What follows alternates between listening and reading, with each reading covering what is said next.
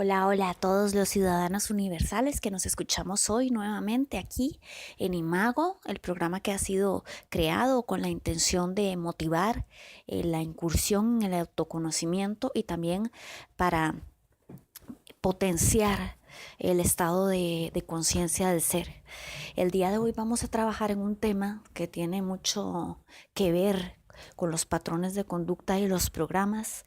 Es un tema que ha sido, pues, en algunos momentos muy criticado o generado controversia precisamente por la temática, es el ego. Ya muchos hemos oído hablar del ego. El título de este episodio es Las trampas del ego, de manera que nosotros vamos a aprender a identificarlo dentro de nuestras conductas y nuestro comportamiento diario para que podamos gestionar nuestro diario vivir desde la conciencia y no desde el ego. Entonces empecemos con las preguntas más básicas. Por ejemplo, ¿qué es el ego? El ego es una estructura, un sistema, una configuración que todos tenemos en nuestra mente. Esta estructura se desarrolla o parte de todas las programaciones que hemos ido adquiriendo a lo largo de nuestra vida desde que somos niños, adolescentes, llegamos a la adultez. A través de los medios de comunicación, las instituciones, la familia, la sociedad en general. Esto nos genera a nosotros como una especie de disco duro que todos llevamos en la mente racional, sobre todo el lado izquierdo del cerebro, y esta mente es una mente inferior, ¿verdad? Una mente primitiva que funciona por lo general en automático.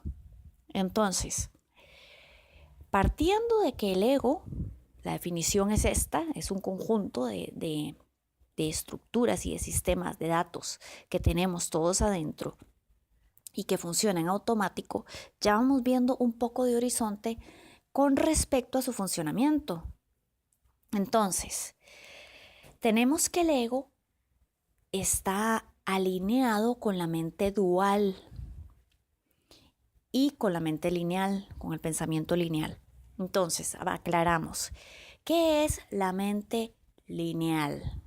La mente lineal es aquella que nos traslada continuamente en una ruta de ir al futuro, ir al pasado, ir al futuro, ir al pasado. Es decir, pienso, cuando yo tenga, cuando yo logre, cuando yo pueda hacer, entonces seré feliz. O hoy no he hecho tal cosa, tengo que hacer tal proyecto.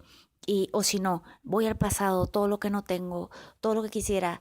¿Por qué aquel día no dije tal cosa? ¿Por qué mi respuesta fue esta? ¿Cómo me arrepiento de no haber hecho o de haber hecho esto?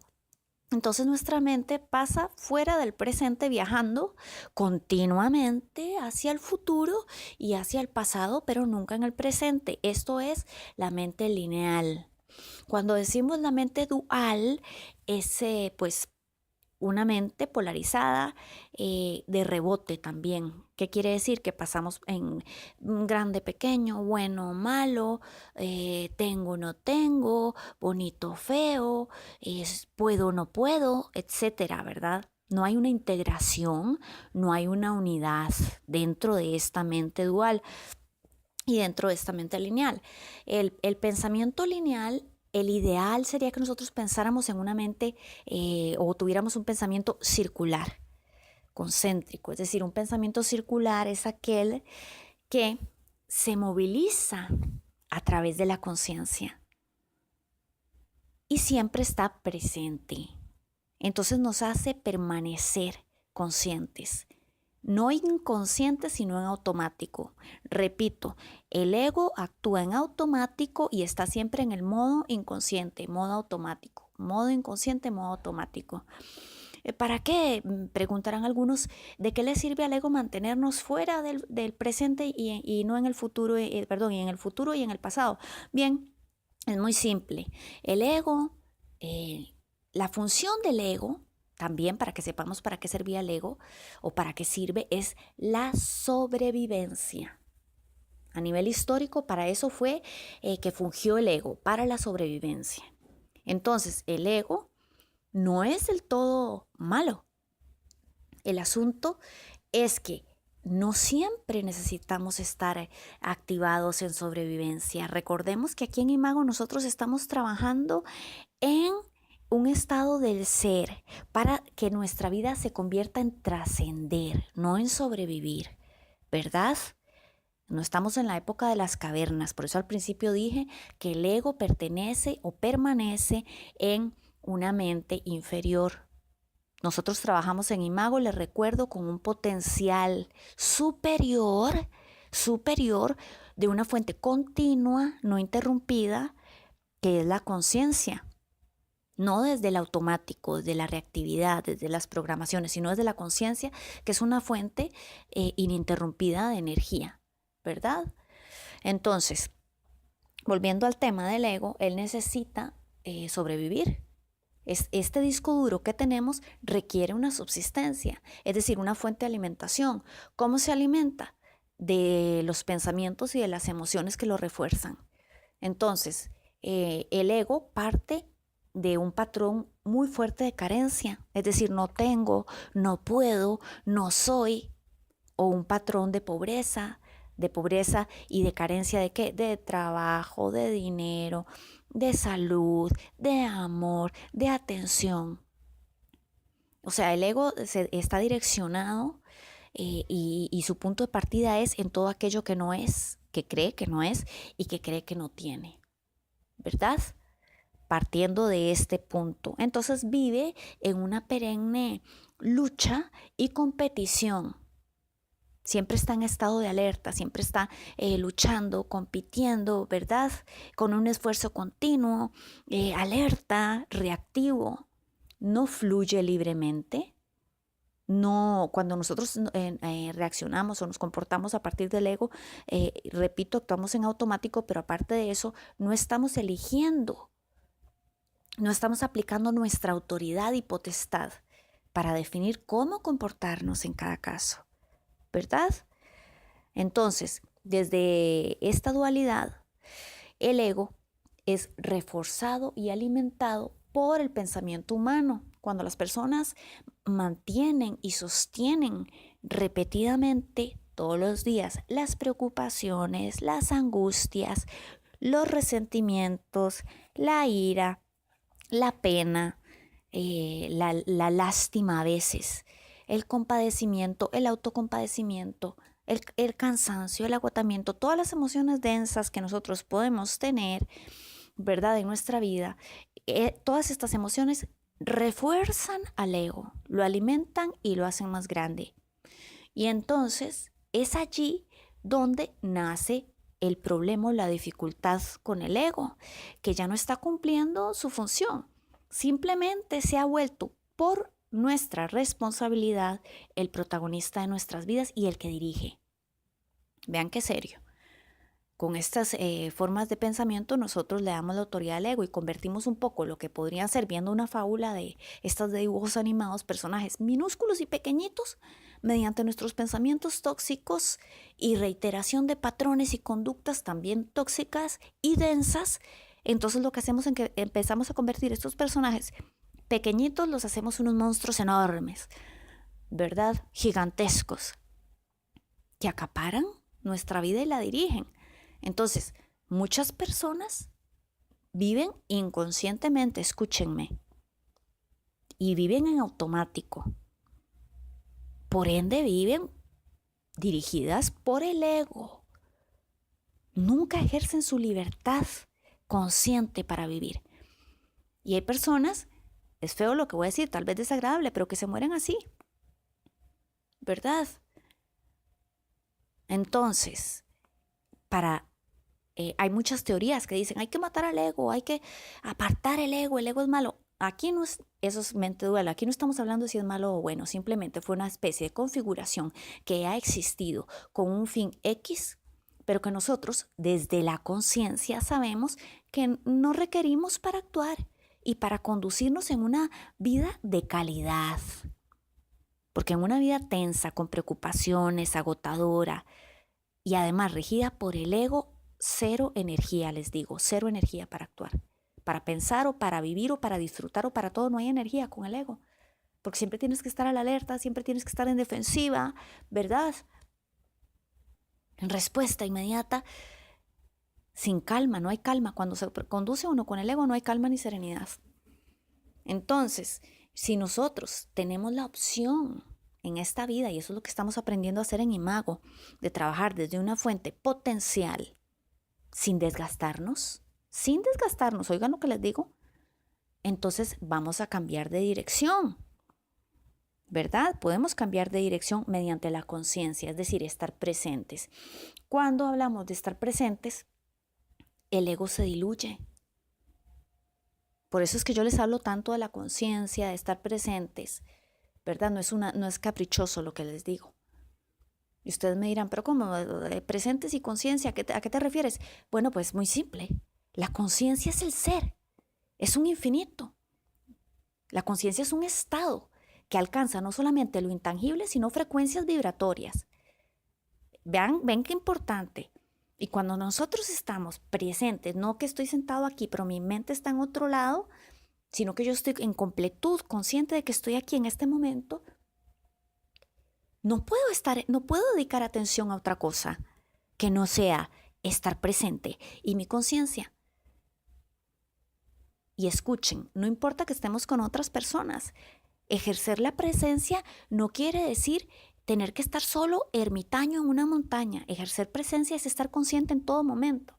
Es decir, para estar consciente no se requiere únicamente estar meditando o estar allá a lo lejos. La presencia se puede ejercer en todos los momentos. Y deberíamos hacerlo continuamente. Lo que pasa es que no nos han enseñado, pero aquí lo estamos aprendiendo. Y lo fantástico de estar presente es que mediante la presencia uno potencia y activa la conciencia. Y en ese momento el ego se diluye, o sea, como que fuera una escultura de hielo, se empieza así a derretir. Ya desaparece, se desvanece, porque no podemos estar en dos cosas a la vez. Así de simple, vean qué fácil. Así. Pero nosotros tenemos que ejercer una influencia en este momento, es decir, tomar la decisión y observarnos, escucharnos y vernos cómo reaccionamos de manera intempestiva o tal vez bajo algunos patrones o en forma automática y empezar a hacer un hábito de autoescucharnos, hacer un hábito de observar cómo nos comportamos en todo, desde las cosas más pequeñitas hasta más grandes. Y ahí vamos a ir viéndonos. Y nos vemos cuando nos comportamos con el ego, como les digo, en modo automático y en modo inconsciente. ¿Por qué? Porque siempre está con el patrón del temor, de la duda, de la incertidumbre, ¿verdad? De los celos, del resentimiento, del rencor. El ego es un ente limitado y que limita a la persona. Y además que es autosaboteador. Es decir, autosaboteador quiere decir que la persona se hace cortapisas en el camino para sus opciones, es decir, se pone zancadillas. En buen castellano se pone zancadillas, ¿verdad? Solita. Esto es muy, muy común. Nadie le ha dicho que no puede hacer algo, pero la persona sola empieza, no, ¿cómo voy a hacer yo eso? Tal vez tiene ilusión de hacer algo, pero empieza ahí el ego no, yo no he estudiado tales cosas, yo ya tengo una edad, yo no puedo hacer esto jamás, yo ya estoy mayor. O no, ¿cómo es posible que yo quiera hacer estas cosas? Qué ridículo, ¿qué va a pensar la gente? Y así sucesivamente, nos ponemos limitaciones que la edad, que los recursos, que la gente que conozco, que lo que dirán, que etcétera. Y al final terminamos sin hacer nada. Es decir, nos autosaboteamos, tememos. Entonces, alguna decisión o alguna cosa que queremos hacer, hablar con una persona o algo por temor al rechazo, pues, y la dualidad, y si me dice, y si no, entonces, y bueno, no soluciono nada porque me quedo sin hacer lo que iba a hacer. Y también me quedo sin saber el resultado, porque no hice nada. Entonces, todas estas cosas que me va poniendo el ego son límites, puertas, cerrando, para mantenerme en un supuesto estado de seguridad. Oigan, el ego lo que busca es controlar, asegurar, poder. Y nosotros el poder lo adquirimos mediante la conciencia y la presencia y el autoconocimiento.